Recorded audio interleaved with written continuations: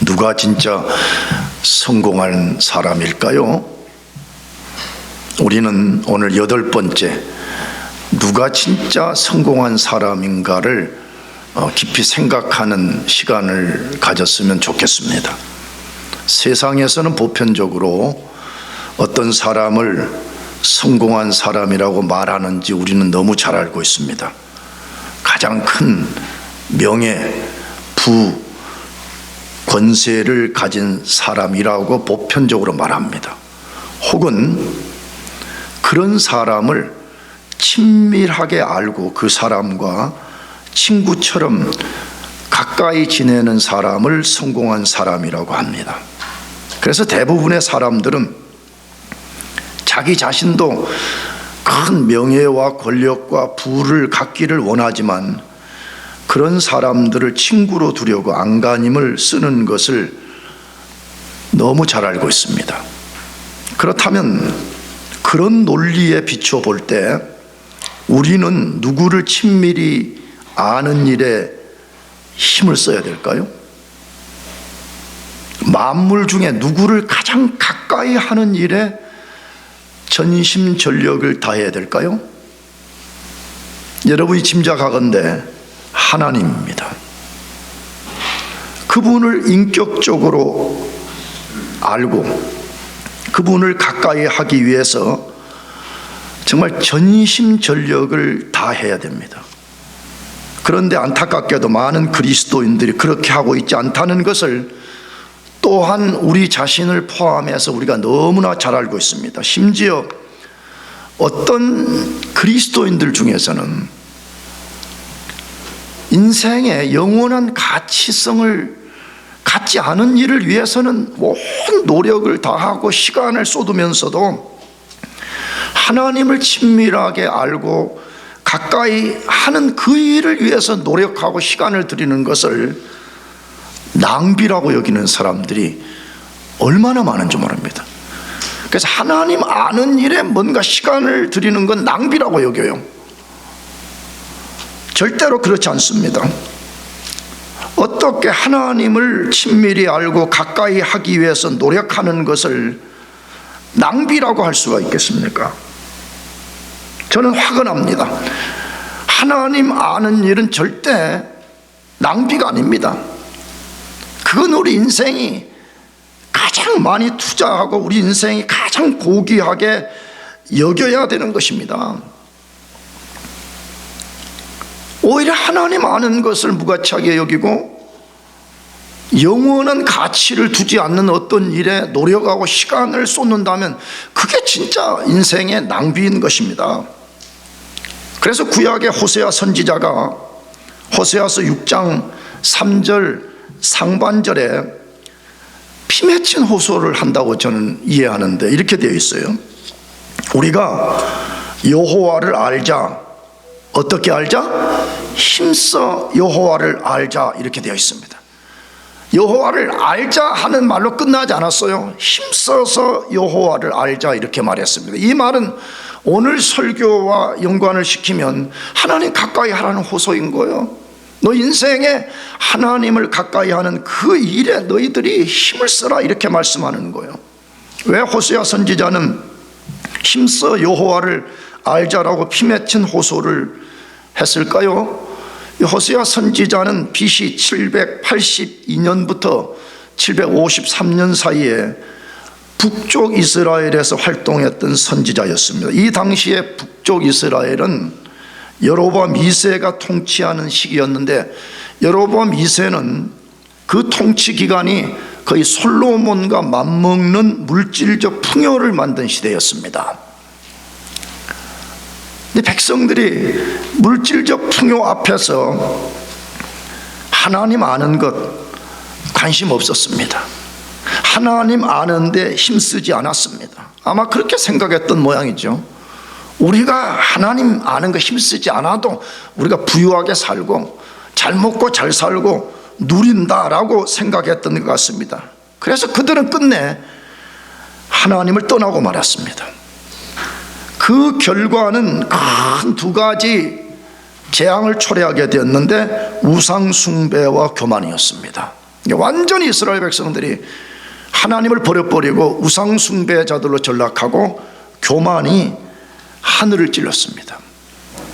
인간은 누구를 막론하고 하나님 아는 데 힘을 쓰지 않고 하나님을 떠나게 되면 호세아 시대의 백성들처럼 반드시 그렇게 되어 있어요. 왜냐하면 하나님이 인간을 그렇게 만드셨기 때문에 그러는 거예요.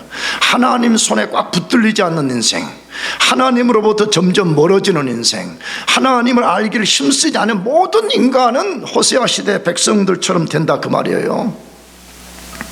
북이스라엘 백성들은 호세아의 피 맺힌 호소를 거절한 결과로 BC 722년에 아수르에 의해서 멸망을 당했습니다. 기억해야 됩니다. 로마서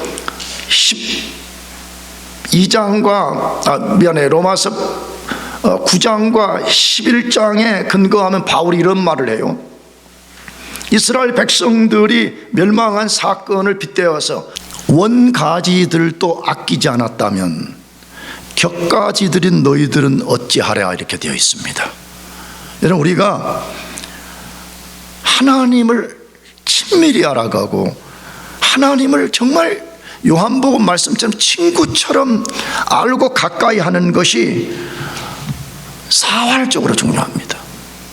그럼 우리가 하나님을 가까이 하기 위해서는 세 가지 질문이 필요할 거라고 생각이 들어요. 첫째로, 왜 우리가 반드시 하나님을 가까이 하지 아니하면 안 될까요? 왜 반드시 우리가 하나님 가까이 해야 되냐 이 말이에요.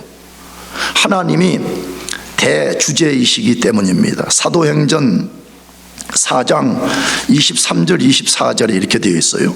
사도들이 노임에 그 동료에게 가서 제사장들과 장로들의 말을 다 알리니 그들이 듣고 한 마음으로 하나님께 소리 높여 이르되 대주제여 천지와 바다와 그 가운데 만물을 지으신이요 이렇게 되어 있습니다. 자, 이 말씀의 배경을 좀 이해하는 것이 필요한데, 12사도들이 오순절에 성령 받고 성령에 완전히 사로잡혀서 겁없이 복음을 전하기 시작했습니다. 그때에 유대 종교 지도자들에게 끌려가 가지고 너희들 다시 복음을 전하면 너희 죽이겠다는 위협을 받고 풀려났습니다. 풀려난 사도들이 제일 먼저 찾아간 곳이 어디냐? 성도들이 모인 곳이었습니다. 찾아가서 그간에 있었던 상황을 다 이렇게 같이 나누었어요. 그런 다음에 거기 모인 사도들과 성도들이 하나님께 기도하기 시작했다. 근데 기도할 때 기도를 받는 그 하나님을 그들이 뭐라고 불렀느냐는 거예요. 뭐라고 불렀다요? 대주제라고 말했습니다. 이 대주제라는 말의 헬라어 단어는 데스포타 이렇게 되어 있어요. 헬라어 단어는 데스포타. 데스포타에서 독재자라는 말이 나온 거예요. 독재자는 안 좋을 때 쓰는 거잖아요. 모든 걸 자기 마음대로 하는 걸 우리가 독재자라 그래. 그런데 이 데스포타가 좋은 의미로 이게 하나님의 이름으로 쓰여졌다 이 말이에요. 그분은 선하신 대주제가. 그래서 영어 성경은 소버린 로드 이렇게 번역한 거죠. 뭘 우리들에게 보여주는 것이요? 하나님이 만물의 창조주요, 하나님이 만물의 최고의 권세를 가진 통치자라 그 말이에요. 그걸 데스포타라고 부르고 그걸 우리 성경에는 대주제라고 부르는 거예요. 정말 여러분과 제가 이걸 믿느냐는 거예요. 아니 그냥 교회 다니는 종교 생활을 물어보는 게 아니에요. 아니 그냥 지적으로 동의하는 것 말하는 거 아니에요. 정말 그분이 눈에 보이는 것과 보이지 않는 모든 만물을 창조하시고 그 모든 만물을 정말 그분이 통치하는 것을 믿느냐 이 말이에요. 사도들과 1세기 교회 성도들은 그것을 의심 없이 믿었습니다. 왜? 눈으로 볼 때는 유대 종교 지도자들이 모든 것을 통치하는 것처럼 비춰졌고 심지어 로마 정부가 모든 세계를 움직이는 것처럼 비춰졌습니다. 그러나 사도들과 함께 했던 성도들은 아니라고 지금 소리치는 거죠. 진정한 만물의 데스포타는 로마의 황제도 아니고 유대의 종교 지도자들도 아니고 살아계신 하나님이라는 거예요. 하나님, 그분이 만물을 창조하고 만물을 홀로 통치하시는 최고의 주권자라고 선언하고 있는 것이에요. 놀랍지 않아요? 살해의 위협을 받고 있어요. 모든 상황은 세상이 주관한 것처럼 비춰지고 있는 상황에서 사도들과 성도들은 말했습니다. 만물의 데스포타는 로마의 황제도 아니고 유대의 대제사장도 아니고 여호와 하나님이라고 선언한 것입니다. 그렇다면 우리가 누구를 가까이 하는 일에 힘을 써야 될지가 너무나 자명합니다. 왜 우리가 만물의 데스포타가 하나님이라고 고백은 하면서도 하나님 아는 일에 힘을 쓰지 않냐 이 말이에요. 하나님을 가까이 하는 일에 전심전력을 다하지 않냐 이 말이에요. 얼마나 많은 사람들이 데스포타가 아닌 존재들을 알려고 힘을 쓰고 그들과 가까워지려고 알을 쓰고 그들이 가진 무엇을 좀 얻어보려고 얼마나 애를 써요. 그러나 우리는 만물의 대주제이신 하나님 그분을 아는 일에 그런 것들을 아는 것보다 1000배, 100배, 10,000배 힘을 써야 됩니다. 그 하나님을 아는 일에 힘을 쓰는 것은요, 절대로 낭비가 아니에요. 만일에 굳이 낭비를 쓴다 그러면, 낭비라는 용어를 써야 된다 그러면 우리의 위대한 믿음의 조상들이 썼던 거룩한 낭비예요. 무슨 낭비라고요?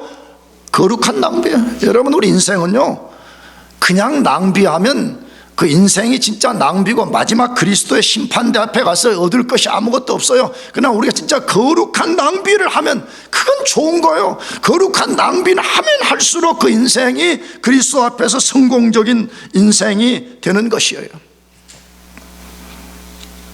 하나님이 대주제가 아니라면 그분 별로 아는 거 힘쓸 필요도 없어요. 그러나 하나님이 만물의 데스포타가 되는 것을 진짜 믿는다면 여러분, 전심전력으로 하나님 알기를 축복합니다. 저는 나아가서 왜 우리가 하나님 아는 일과 가까이 하는 일에 힘을 써야 되는지 또 다른 이유를 하나 소개하려고 그래요. 그분은 지존자이기 때문에 그렇습니다. 그분은 누구라고요? 지존자, 지극히 존귀한 자, 가장 높은 자라고 시편 91편 오늘 본문 1절에서 말씀하고 있습니다. 여러분, 하나님은 도대체 얼마나 존귀한 분이실까요? 하나님은 도대체 얼마나 높고 위대하고 존귀한 분이세요? 정직히 말해서 우리 인간은 그 하나님이 얼마나 존귀한 분이신지 아무도 완벽하게 알 수가 없습니다. 그러나 우리가 추론할 수가 있습니다. 추론, 성경을 통해서 우리가 추론할 수가 있는 것인데, 그것이 이사야서 6장 1절에서 3절 말씀입니다. 읽어봅시다.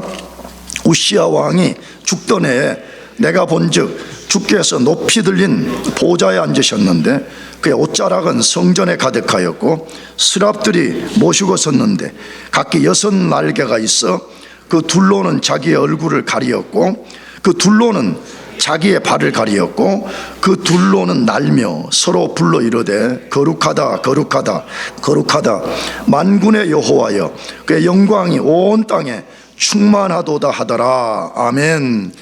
자, 이 말씀은 사실은 엄청난 비밀을 담고 있는 말씀이에요. 그런데 이걸 우리가 오늘 설교와 관련해서는 이 하나님의 보좌 앞에 스랍 천사들이 하나님을 수종드는 모습을 알려주는데, 이 스랍 천사들은 천사들 중에도 뛰어난 존재들이잖아요.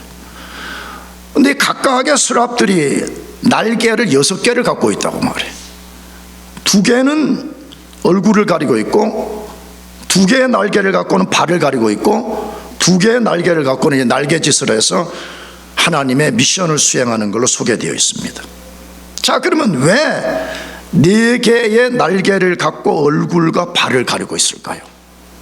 날아가서 하나님의 미션을 수행하는 걸 이해되겠는데 왜 그들이 하나님 보좌 앞에서 4날개를 갖고 2개는 얼굴을 가리고 있고 2개는 발을 가리고 있냐 이 말이지요. 하나님이 너무 거룩하고 존귀해서 천사들 중에 으뜸인 스랍들조차도 하나님의 거룩과 존귀를 감당할 수 없어서 그렇게 한 것입니다. 도대체 하나님이 얼마나 존귀한 분이시면 하나님 앞에 서는 인간마다 다 그렇게 돼버렸냐 이 말이에요. 모세가 시내산에서 하나님 만나고 난 죽었다 이제 그렇게 고백한 거죠. 지금 이사야가 이 본문 끝부분에 가면 화로다 나야 망했도다 나는 이제 그분을 봤기 때문에 나는 이제 죽은 존재다. 요한계시록을 쓴 요한 사도가 밤모섬에서 부활하신 예수님 하나님을 만나고 똑같은 고백을 하는 거. 왜 그러는 거예요? 땅에 티끌 같고 부도덕하기 그지없는 인간이 지극히 존귀하신 하나님 그분을 대면했기 때문에 죽을 수밖에 없다고 선언한 거예요. 나 자신과 여러분에게 호소합니다. 하나님 갖고 장난치지 말기를 축복합니다. 아멘. 하나님 갖고 장난치는 인간들이 얼마나 많은지 몰라. 하나님이 어떤 분인지 모르니까 그냥 무식하면 용감하다고 말해. 하나님이 얼마나 지극히 존귀한 자인지를 모르니까 겁 없이 그런 일들을 행하고 있는 것이에요. 나는 이 이사야 6장의 스랍들이 4개의 날개를 갖고 자기 얼굴과 발을 가리는 이 상황을 상상할 때마다 무슨 생각을 많이 하냐 그러면, 어떤 사람이 고귀한 집에 초대를 받아가지고 갔는데 깜빡 잊고 양말을 안 신고 맨발로 간 거예요. 맨발로. 집이 너무 막 상상할 수 없이 막 고귀한 집인데 맨발로 간 거야. 그 주인하고 대화를 하는데 그게 너무 부끄러우니까 그 맨발을 자꾸 그 집 카페 속에 막 집어넣는 거야. 나는 그게 너무 연상이 돼. 아니 허접한 인간 집에 가서도 인간들이 부끄러운 줄 안다 그러면, 오늘 이 스랍들이 이렇게 한다는 것은 도대체 그 하나님은 얼마나 지극히 존귀한 자인가를 우리들에게 알려주고 있다 이 말이에요. 그래서 나와 여러분들이 이걸 일찍 깨달아야 돼. 60, 70대 가지고 죽음이 임박한테 그때 깨달으면 인생 망하는 거요. 10대, 20대, 30대 때 여러분들이 우리가 힘써 알고 힘써 거룩한 낭비를 추구해야 되는 것은 대주제요, 지존자를 아는 곳, 지존자와 가까워지는 데 있다는 걸 믿으시기 바랍니다. 이것이 얼마나 중요한 것이면 시편 73편 28절은 이렇게 말씀해요. 하나님께 가까이 함이 내게 복이라. 하나님을 가까이 하는 것이 내게 복이라. 여러분 이 구절은 다윗이 쓴 겁니다. 여러분 다윗은 우리가 알지만 인류 역사의 가장 위대한 왕이었습니다. 근데 그 왕이 지금 이렇게 말하는 거지. 나는 왕이야. 나는 나의 권세와 나의 소유를 의지하면 돼. 이렇게 말하는 것이 아니고 그 위대한 왕이 말하기를 내게 진짜 복이 뭐냐는 거예요. 뭐라고요? 누구를 가까이 하는 거래요? 하나님을 가까이 하는 것이라고. 하나님을 가까이 하는 것이 내게 복이라. 여러분이 하나님을 가까이 해서 이 복을 누리기를 축복합니다. 그 다음에 또 하나 뭐라고 말해요? 시편 75편 6절 7절 잘 기억해 보세요. 세상에서 높아지기를 갈망하는 젊은이들이요, 이 말씀을 잘 기억해 보라고요. 무릇 높이는 일이 동쪽에서나 서쪽에서 말미암지 아니하며 남쪽에서도 말미암지 아니하고 오직 재판장이신 하나님이 이를 낮추시고 저를 높이시느니라. 여러분 인간의 높아지는 것과 낮아지는 것은 동서남북 다시 사람으로부터 오는 것이 아니라 그 말이에요. 누가 높이고 낮춘대요? 하나님, 데스포타, 대주제이신 그분이 인생을 높이기도 하고 낮추기도 한다고요. 그러니까 우리가 누구를 가까이 해야 되냔 말이에요. 내가 지난 금요일에 대학부에게 말했잖아요. 다윗은 인간 중에서는 가장 높은 자리에 올라간 사람이야. 그러나 그의 시작은 양치기였어요. 뭐치기요? 몇 명 밖에 있는 아들? 7째 밖에 있는 아들이었어요. 그 말은 아들로 칠 가치조차도 없다, 그 말을 쓴 거예요. 히브리어에서. 근데 인간의 눈으로 볼 때도 도저히 높아질 가능성이 1도 없는 인간을 어떻게 하나님이 어떻게 그 인간이 가장 위대한 인간 중에 인간이 됐냐는 말이에요. 성경이 말해요. 사람을 높이고 낮추는 것은 동쪽에서 서쪽에서 남쪽에서 북쪽에서 오는 것이 아니라 하나님께로 말미암다. 아멘. 그러니까 우리가 하나님을 가까이 해야 돼. 하나님을. 오늘부터 진짜 우리가 하나님 앞에 성공한 자 되기를 갈망한다면 하나님을 가까이 하는 일에 전심을 다하기를 축복합니다. 두 번째로, 그럼 어떻게 우리가 하나님을 가까이 할 수 있냐는 거예요. 하나님 가까이 하는 게 그토록 중요한데 어떻게 우리가 하나님을 가까이 할 수 있냐는 거예요. 이 하나님을 가까이 하려면 반드시 두 가지 사실을 알아야 돼요. 우리가 첫째로는 우리가 얼마든지 하나님과 가까워질 수 있다는 사실이에요. 상당히 많은 사람들이 하나님을 가까이 하라 그러면 그 가까이 되는 건가 하는 의심을 품는 경우가 많은데 하나님을 가까이 할 수 있어요. 그 이유가 뭐냐? 하나님도 우리처럼 인격을 가지셨기 때문에 그렇습니다. 물론 하나님이 가진 인격과 우리가 가진 인격은 전혀 달라요. 아니, 이 다르다는 개념이 뭐냐 그러면 하나님은 완전하고 영원한 인격이에요. 아멘이죠? 그러나 우리는 유한하고 부족함이 있어요. 그러나 분명한 것은 똑같은 인격을 가졌기 때문에 하나님과 교제가 가능하고 하나님께 가까이 가는 것이 가능한 것입니다. 만일에 우리가 인격을 가진 존재가 아니라 그러면 우리는 하나님께 가까이 나갈 수가 없어요. 그런데 감사하게도 하나님도 인격을 가졌고 우리도 인격을 가진 존재이기 때문에 우리가 그분 가까이 가는 것이 가능하고 그분이 우리에게 가까이 오시는 것이 가능한 것입니다. 이걸 믿으시기 바랍니다. 두 번째 알아야 될 사실은 우리가 하나님을 가까이 한다는 것은 물리적, 공간적으로 가까워진다는 말이 절대로 아닙니다. 착각하면 안 됩니다, 여러분. 우리가 하나님을 가까이 한다, 하나님이 나와 가까이 한다, 이 말은 공간적, 물리적 개념이 절대로 아니에요. 왜 그렇습니까? 하나님은 만물 안에 충만하시기 때문입니다. 아멘? 아멘? 아니, 하나님이 만물 안에 충만한 거잖아요. 만물 안에 안 계신 곳이 없으신데 무슨 우리가 물리적, 공간적으로 더 가까이 가고 하나님이 공간적으로 그런 거는 없다 이 말이에요. 다시, 얼마나 많은 사람들이 잘못된 허상 속에 있는지 뭘 하나님 가까이 간다 그러면 하나님 저 우주 끝에 어디 계신데 우리가 물리적 공간적으로 가거나 아니면 하나님 우리 가운데 오신다 이렇게 생각한다 이 말이에요. 그런 거 절대로 아닙니다. 하나님은 온 우주 안에 충만하게 거하십니다. 그 말씀을 예레미야서 23장 23절 24절인데 같이 읽어봅시다. 시작. 여호와의 말씀이니라. 나는 가까운 데 있는 하나님이요 먼 데 있는 하나님은 아니냐. 여호와의 말씀이니라. 사람이 내게 보이지 아니하려고 누가 자신을 은밀한 곳에 숨길 수 있겠느냐. 여호와가 말하노라. 나는 천지에 충만하지 아니하냐. 자, 그렇다면 우리가 하나님께 가까이 간다는 것은 무엇을 말하는 것입니까? 그분과 인격적으로 관계를 맺고, 그걸 다른 말로 하면 예수를 구주로 믿는다 그 말과 같은 말이에요. 그런 후에 그분을 깊이 알아가는 것이에요. 그리고 그분을 사랑하고 그분 말씀에 순종하는 거예요. 실제 오늘 본문 14절 이하에 보면 그렇게 표현해놨어요.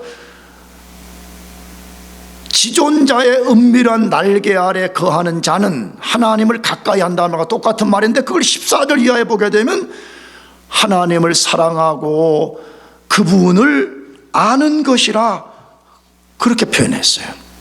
하나님 가까이 나간다는 뭐냐? 다시 물리적 공간적으로 나간다 절대로 아니에요. 하나님은 온 우주 안에 충만해요. 믿으시기 바랍니다. 그럼 그 말은 뭐라고요? 진짜 그분이 그의 임재를 나에게 나타내시고 나도 그분의 살아계심을 체험하고 그래서 내가 그분을 내 마누라, 이 마누라라고 쓴 것도 욕하지 말고 일부러 강하게 포르테한 거야. 나의 사랑하는 부인, 여러분의 여자친구를 깊이 알아가듯이 그렇게 하나님을 알아가는 것을 말해요. 그러면요, 그렇게 되려면 어떻게 해야 되냐, 어떻게 그분을 인격적으로 깊이 알아갈 수 있냐 이 말이에요. 첫째로는 자기 안에 죄를 버려야 됩니다. 자기 안에 뭐 버리라고요? 죄. 여러분 이런 말 하면 자꾸 그 죄를 왜 그렇게 말하냐 이렇게 말하는데,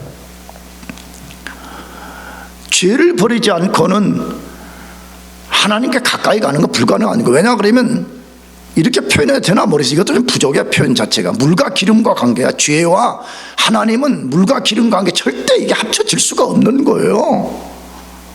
근데 문제는 우리가 죄 그러면 이런 것만 생각하는 거거든. 내가 무슨 세금을 떼어먹었나? 내가 뭐 스피드 리밋을 어겼나? 맨날 그런 것만 생각하니까 나는 죄인이 아니라고 생각해요. 성경은 뭐라고 말해요?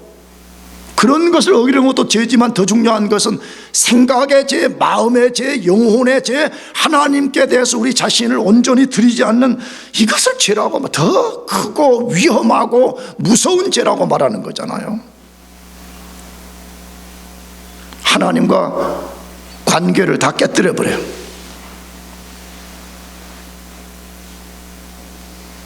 성령을 근심이 시키는 죄를 밥 먹듯이 버리고 사는 거예요.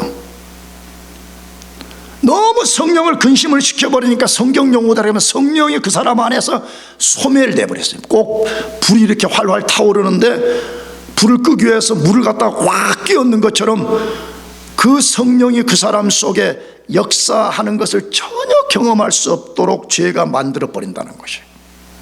그러므로 여러분들이 진짜 데스포타이신 하나님을 인격적으로 깊이 경험하기를 원한다면 먼저 여러분들 속에 있는 죄를 버리시기를 축복합니다. 두 번째로, 죄는 아니지만 하나님께 가까이 나아가는 것을 방해하는 모든 무거운 것들을 버리라고 말해요. 여러분, 우리 인생에 분명히 그런 거 있어요. 죄는 아니에요. 그런데 하나님과 인격적 관계를 만들어내지 못하게 만드는 무거운 것들이 있다고 말해. 그것이 히브리서 12장 1절이에요. 읽어보겠습니다. 그게 이러므로 우리에게 구름같이 둘러싼 허다한 증인들이 있으니 모든 무거운 것과 얽매이기 쉬운 죄를 벗어버리고 인내로서 우리 앞에 당한 경주를 경주하며, 아주 분명하게 말해요. 우리를 얽어매기 쉬운 죄가 분명히 있다고 말해. 그러나 죄는 아니지만 우리 경주를 방해하는 무거운 것들이 있다고 말해요. 모든 사람의 무거운 것들은 서로 다를 수 있습니다. 다 똑같지 않을 수 있어요. 그러나 우리 자신들은 분명히 알아요. 나 자신을 하나님께 더 가까이 나아가게 만드는데 현재 나를 무겁게 만드는 것, 방해물이 무엇인가? 내가 볼 때는 그걸 모르는 사람은 화인 맞은 양심인 거예요. 죽은 거예요, 죽은 거. 우리는 꼭 기도하지 않아도, 우리가 어마어마한 신앙인으로 우리가 살지 않더라도요, 우리는 그것이 뭔지를 다 알게 되어 있어요, 인간들이. 진짜 하나님께 가까이 나아가기 위해서 가까이 나아가게 하는 것을 방해하는 무거운 것들을 과감하게 버리기를 축복합니다. 아멘. 나는 어젯밤에 내가 아는 어떤 목사님이 캘리포니아에서 그 아들을 데리고 학교 무슨 뭐 이렇게 소개하는 뭐 투어하는데 참석해가지고 우리 집에 와서 같이 식사하면서 이런 이야기 저런 얘기를 하는데, 아니 그 고등학교 졸업생이 나를 부끄럽게 하더라고. 근데 뭘 부끄럽게 했냐 그러면, 아니 자기가 캘리포니아에 무슨 기독교 단체에 소속돼서 지금 굉장한 활동을 하고 있는데 한 달 금식했대. 그래 무슨 금식을 했냐 그랬더니 미디어 금식을 했대. 스마트폰 안 보기, 뭐 이런 게임 안 하기, 안 하고. 그래서 내가 순간 내가 꼭 친구 앞에 내가 들킨 것 같더라고. 맨날 스마트폰 들여다보고 있고. 대단한 거 아니에요? 하나님께 가까이 나아가는 무거운 것들을 버려버린 거예요. 근데 우리는 어떻게 하죠? 더 많은 무거운 것들을 손에 넣자, 더 무거운 것들을 어깨에 걸머지자, 그렇게 살면서도 이론적으로는 어떻게 하나님께 가까이 나아갈 수 있지? 어떻게 하나님을 경험하지? 자기를 속이는 행위가 아니겠어요? 네 번째로, 갈망하면서 가까이 갈 수 있도록 은혜의 수단들을 사용해야 됩니다. 첫째는 가까워지기를 갈망하라는 거예요. 사모하라는 거예요. 그렇게 합시다. 아멘. 근데 그렇게 하려면 은혜의 수단들을 사용할 줄 알아야 돼요. 내가 지금 몇 주째 설교하면서 하나님이 자신의 은혜를 우리에게 부으실 때 우리가 은혜를 받을 수 있는 은혜의 수단들을 줬다고 소개했어요. 근데 가장 그 중에서 중요한 수단 네 가지, 말씀, 기도, 묵상, 순종입니다. 여러분, 이거는 하나님이 실제 주셨음을 성경에 밝힐 뿐만 아니라 우리의 위대한 믿음의 조상들은 이 네 가지에 목숨을 걸었습니다. 말씀을 읽거나 듣거나 공부하는 일, 어떻게 하면 그 앞에 기도할 것인가, 끊임없이 그들은 그것을 추구했던 사람들.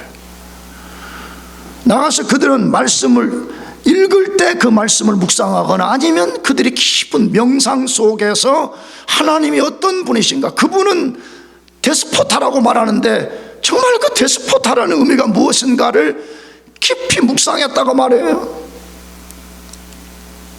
그 읽고 듣고 묵상한 모든 메시지에 순종하기 위해서 자기를 걸었던 사람들이었습니다. 저는 성경과 나의 경험과 선배들의 경험에 근거해서 말씀드릴 수 있는데, 이 네 가지를 경시하는 사람은요, 하나님 가까이 나갈 수가 없어요. 하나님을 인격적으로 깊이 체험할 수가 없어요.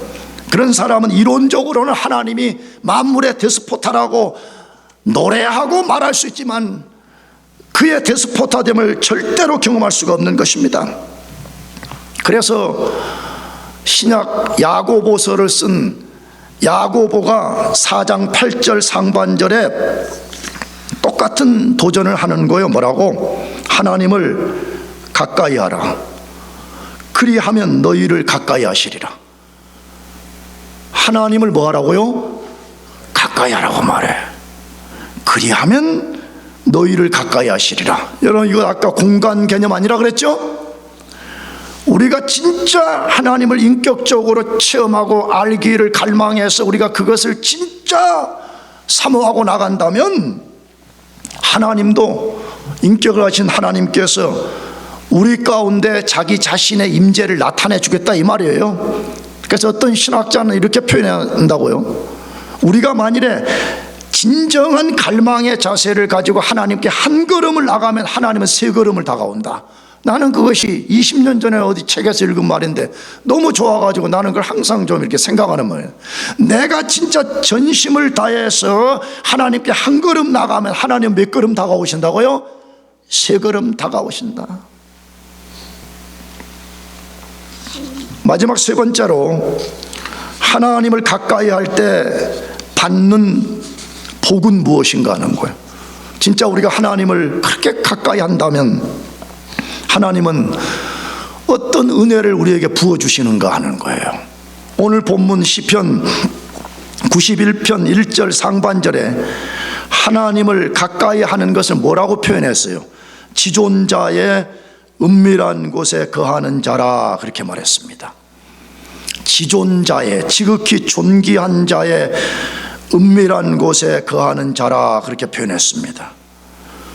지존자의 은밀한 곳에 거하는 행위를 하나님과 가까워지기를 갈망하고 실제로 그분께 가까이 나아가는 모든 행위를 지칭하는 말입니다.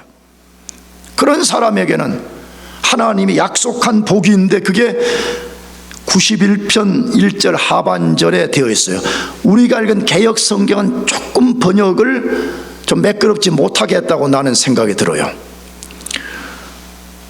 전능하신 자의 그늘 아래 거하리로다 그렇게 되어 있습니다. 그러니까 이 말을 다시 합치면 옛날 구 버전대로 하면 이게 맞아요.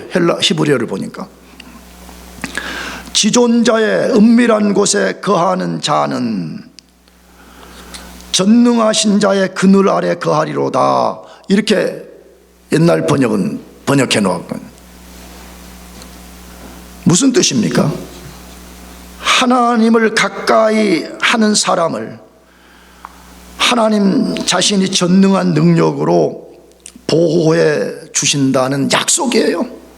대주제요 지존자의 철저한 보호 속에 살게 된다는 거예요. 야, 여러분, 만일에 어떤 사람이 데스포타의 보호와 인도를 받는다면 누가 그 사람을 이길 수 있겠어요? 그렇죠? 아무도 이길 수가 없어요. 누가 그 사람보다 큰 사람이 되겠어요? 누가 그 사람보다 성공한 사람이 되겠어요? 불가능한 거예요. 그런 사람은 매 순간이 담대하고 기쁨이 충만합니다. 난 여러분에게 도전하는 거예요. 예수 믿는 사람은 전 세계에서 가장 기쁨 충만한 사람이어야 돼요. 할렐루야, 아멘. 내가 말하는 기쁨 충만이라는 것은 무슨 오락 프로 하나 보고 키득키득 웃는 그런 걸 말하는 게 아니에요. 거룩한 기쁨인 거예요. 근데 왜 그래요? 내가 데스포타의 그늘 아래 있다는 거예요. 내가 데스포타의 보호 아래 있다는 거예요. 내가 데스포타를 안다는 거예요. 데스포타는 나의 아버지요, 데스포타는 나의 친구라는 것을 알기 때문에 가장 기쁜 거예요. 담대한 거예요. 어떤 위험한 상황이 와도 잠깐은 두려워할 수 있지만 계속 두려워하지 않아요. 그래서 그런 사람들은 오늘 본문 2절처럼 고백하게 되는 거예요. 2절 같이 읽어봅시다. 뭐라고 되어 있어요? 나는 여호와를 향하여 말하기를 그는 나의 피난처시요 나의 요새요 내가 의뢰하는 하나님이라. 야, 피난처, 요새, 의뢰하는 하나님 그렇게 했어요. 그런데 금요일에도 다루었죠. 시편 3편에서 그 앞에 나의라는 말을 주목해야 돼요. 그냥 피난처, 요새, 의뢰하는 하나님 그렇게 하지 않고 그 앞에 전부 다 뭐라고 했어요? 누구 하나님? 나의 하나님이라는 거예요. 이게 중요한 거예요. 그 요새는 장부한 목사의 요새다 그거 아니에요. 제3자의 요새다 그런 거 아니에요. 지금 이 시편 기자는 그 데스포타는 바로 나의 피난처, 나의 피난처, 나의 요새, 나의 의뢰하는 하나님이라. 자, 그럼 왜 이렇게 고백할 수 있었겠어요?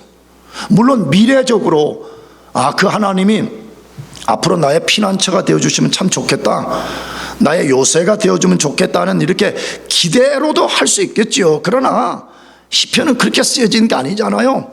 이미 다윗은 수많은 생사를 넘나드는 상황 속에서 하나님이 자기에게 그런 피난처 노릇 해줬다는 걸 경험했다는 거예요. 그래서 그가 고백하기를 그 하나님은 누구 하나님이라고?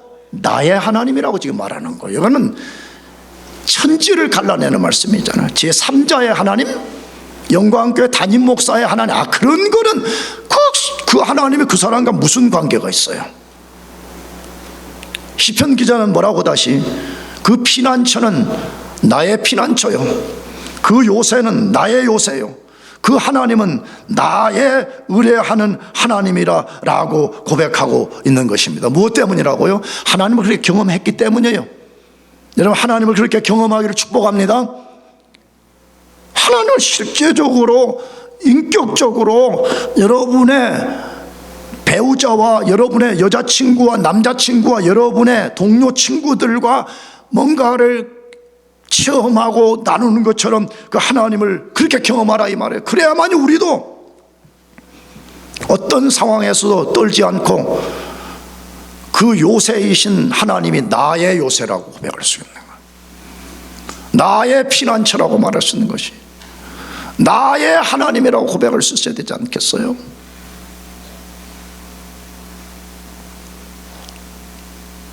그럼 시편 기자는 왜 그런 어마어마한 이야기를 하게 된 거예요? 그것이 3절부터 이제 그 이유를 소개했어. 3절에 뭐라고 되어 있어요? 시작이 이는, 이게 뭐 because, for 그런 뜻이잖아요. 왜 내가 하나님을 그렇게 고백하는지에 대한 그 밑에 이유를 쫙 써놓은 거예요. 근데 이유가 뭐냐 그러면 하나님을 가까이 하는 사람에게 주시는 하나님의 축복을 다뤄놓는 거예요. 근데 사실은 내가 볼 때 이거 하나씩 우리가 다 읽어봐야 돼. 근데 다 할 수가 없으니까 몇 가지만 소개하면, 3절에서는 하나님 가까이 하는 사람에게 뭘 약속했어요? 새 사냥꾼의 올무, 새 말이에요. 날아다니는 새 사냥꾼의 올무, 치명적 연병으로부터 건져준다. 근데 이 말은 구약의 테크니컬 워드예요. 구약의 모든 위기와 위험 속에서 구원해 준다는 말을 이렇게 표현해요. 다시 말하면 어떤 사람이 하나님을 가까이 하는데 자기에게 찾아오는 삶의 어떤 위기 속에서도 하나님은 구원자가 되어주신다. 믿으시기 바랍니다. 6절에 하나님의 지키심으로 어떤 상황에서도 두려워하지 않는다고 말해요. 여러분, 이게 얼마나 큰 복인지를 여러분 성경에 읽어보세요. 마귀는 끊임없이 우리를 두렵게 만듭니다. 벌벌 떨게 만듭니다. 하나님의 자녀라는 명찰만 달고 있는 거지 실제는 영혼의 두려움, 무의식의 두려움, 끊임없는 안팎의 두려움 속에 살고 있습니다. 누가복음을 읽어보게 되면 하나님 우리를 구원하신 것은 더 이상 두려워하지 말라고 말해요. 그래서 수많은 곳에 성경에 두려워하지 말라 그렇게 말씀합니다. 하나님을 가까이 하는 사람만이 모든 두려움을 이길 수가 있습니다. 7절에 재앙으로 그 사람의 주변에 수천의 사람이 엎드러질 때도 그 재앙이 그 사람에게 가까이 하지 않게 해주시겠다고 약속합니다. 이걸 믿읍시다 하면 지금은 재앙의 시대예요. 꼭 그게 무슨 쓰나미가 밀려오지 않더라도 얼마나 살해하는 병기들, 시편, 우리를 살해시키려고 하는 수많은 병기들이 드글드글한 세상 속에 우리가 살고 있는 거예요. 하나님이 지켜주지 않으면 딱 그 살해하는 병기 하나가 우리 가운데 화살처럼 날아오면 우리 끝장이 나는 거예요. 경제적 위기, 전쟁의 위험, 팬데믹의 위험, 수많은 수천의 사람들이 넘어질지라도 하나님을 가까이 하는 사람에게는 그 재앙이 가까이 하지 못하겠다고 하나님이 약속을 하고 있습니다. 11절, 하나님이 자신의 사자들을 명하여서 그 사람의 길을 지켜주신다. 믿읍시다 하면 하나님 누구를 보내서요? 그의 사자들, 천사들을 보내서 우리의 걸음을 지키고 우리 길을 지켜주신다고 약속해. 13절에 사자와 독사를 밟는 것과 같은 강한 능력을 주신다는 거예요. 이 말도 그냥 물리적으로 무슨 지나가는 죄 없는 사자의 목을 밟아버린다 그런 거 아니잖아요. 가장 강력하고 가장 무서운 독사들을 짓밟을 수 있는 그런 능력을 하나님이 우리에게 주시겠다라고 약속한 것입니다. 15절에 그 사람이 기도한 기도에 응답해 주신다고 약속을 해. 여러분, 이런 말씀을 들을 때 우리 자신을 잘 점검할 필요가 있어. 왜 우리가 기도해도 응답이 없는가? 왜 우리가 그냥 목사에게 끌려 나와가지고 기도 응답이 없어? 그러니까 그 기도하면 뭐 하냐는 거예요. 해도 응답도 없는 거. 그럼 내가 말했잖아요. 성도들은 기도 제목이 많은 것보다 뭐가 많아야 돼요? 기도 응답의 증거가 많아야 돼. 근데 목장에 가서 매일 기도 제목 나누라 그러면 나누기만 많이 나와. 기도 제목 많냐? 다음 주에 so what? 응답이 있습니까? 전혀 그런 것들은, 전혀 거의 그런 것들은 없다 이 말이에요. 여러분, 우리가 왜 많이 기도하는데 기도 응답이 없는지를 점검해 볼 필요가 있어요.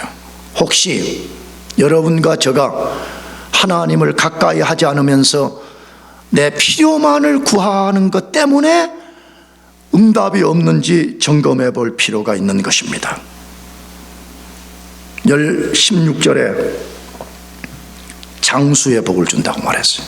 무슨 복을 준다고요? 장수. 물론 이 장수를 구약에 약속한 것은 새롭게 설명이 좀 필요해요. 그러나 어쨌든 하나님을 가까이 하는 사람은 장수의 복을 주신다라고 약속했습니다. 여러분, 진짜 무엇을 우리가 가까이 하고 살아야 돼요? 무엇을 우리가 가까이 하기 위해서 거룩한 낭비를 해야 되겠어요? 미국의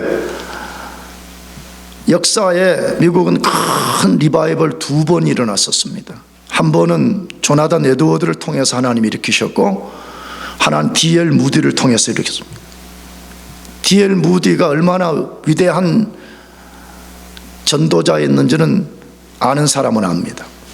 네가 한 번은 영국에 이제 복음을 전하러 가기 위해서 대서양을 건너다가 큰 폭풍을 만나가지고 모두가 죽게 된 상황이었어요. 그 전기를 읽어보니까 모두가 그냥 대서양의 수장들 위기에 빠져 있었어요. 모두가 공포에 질렸어요. 배 안에 있던 D.L. 무디가 갑판으로 올라와가지고 모두가 공포 속에 있는 그 상황에서 시편 91편을 열었대요. 그리고 그의 손가락으로 시편 1편, 2편을 가르쳤대요. 읽으면서 뭐라고요? 지존자의 은밀한 곳에 거하는 자는 전능자의 그늘 아래 거하겠다고 주님이 약속하지 않았습니까? 우리를 이 위기와 공포에서 건져내 주십시오 라고 기도했을 때 놀랍게 기적적으로 모든 사람을 삼켜버릴 그 폭풍이 유리바다처럼 잔잔해졌다고. 나는 그걸 읽으면서 어떤 사람이 진짜 성공한 사람인가, 어떤 사람이 세상을 감당할 수 없는 사람인가 하는 거야. 구두 닦기에서 시작된 D.L. 무디가 말해요. 성경 말씀을 손가락으로 가리키고 기도할 때에 하나님이 그의 기도에 응답하셔서 그 사나운 대서양의 모든 파도를 잠재워 버리시는, 여러분, 그런 사람이 성공자인 거예요. 아멘. 데스포타요, 지존자인 그분을 깊이 알고 그분을 가까이 하고 내가 그분에게 무엇인가를 말씀드릴 때 그분이 내 말을 들으시고 내 말에 동의해 주는 그런 사람이 진짜 성공자인 거예요. 오늘 이 말씀을 듣는 여러분 모두가 진정한 성공자 되시기를 주의 이름으로 축복합니다. 기도하겠습니다.